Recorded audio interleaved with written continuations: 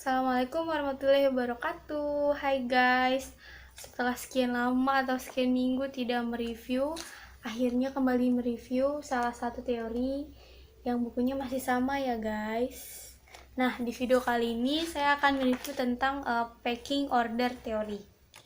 Menurut Myers dan Maljuf tahun 1984 bahwa packing order teori itu berlawanan dengan trade-off theory karena menganggap bahwa tidak ada tingkat cash holding yang optimal, tetapi kas sendiri memiliki peran sebagai penyangga antara laba ditahan dan kebutuhan investasi. Nah, kas akan tersedia ketika profit yang dihasilkan perusahaan melebihi kebutuhan investasinya.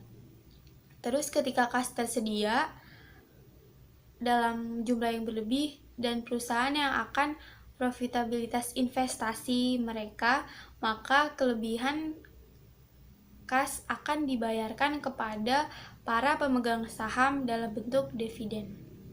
Lalu variabel apa ya yang berketerkaitan dengan teori ini? Salah satunya yaitu variabel dependen, yaitu cash holding, karena di dalam sebuah penelitian packing order sendiri ini tuh memiliki peran penting atau menjadi faktor penentu dalam menahan kas, yang berkesimpulan bahwa tidak ada tingkat kas yang optimal, melainkan kas berpengaruh atau berperan sebagai penyangga laba ditahan dan untuk kebutuhan investasi. Nah, bukan cuma memiliki keterkaitan dengan variabel dependen, packing order theory sendiri itu juga memiliki keterkaitan dengan variabel independen, salah satunya cash flow, di mana ketika perusahaan memiliki tingkat cash flow yang tinggi, maka perusahaan tersebut pastinya memiliki jumlah kas yang besar. Nah, dikarenakan perusahaan lebih menyukai pendanaan internal dibandingkan dengan pendanaan eksternal.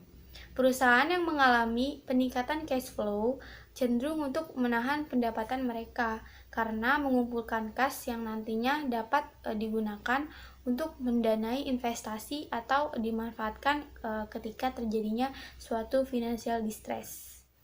Tentunya teori ini tuh memiliki kelemahan, diantaranya di dalam packing order teori ini sendiri tidak bisa atau tidak mampu menjelaskan bagaimana pajak, terus biaya penerbitan saham bisa.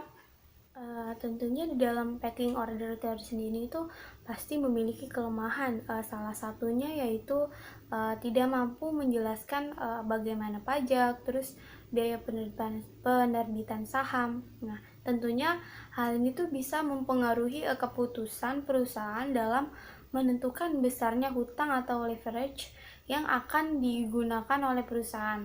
Nah, selain itu packing order sendiri itu juga mengesampingkan masalah keejenan yang timbul ketika perusahaan akan menggunakan besarnya utang dalam struktur modal perusahaan.